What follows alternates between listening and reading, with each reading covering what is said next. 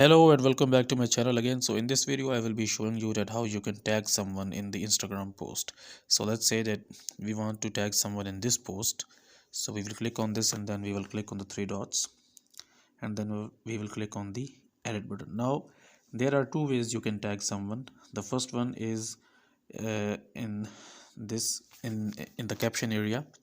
You will enter @ and then you will type the name of the account that you want to tag your photo with. And the second method is, you can see this option over here, tag people. You will click on this and now you have to click on your image, anywhere on your image, and then you will type the name of the account you want to tag your image with, and then you just have to click on this account. So that's how you can tag someone in your photo. So kindly like this video, subscribe to my channel, and I will see you in the next video.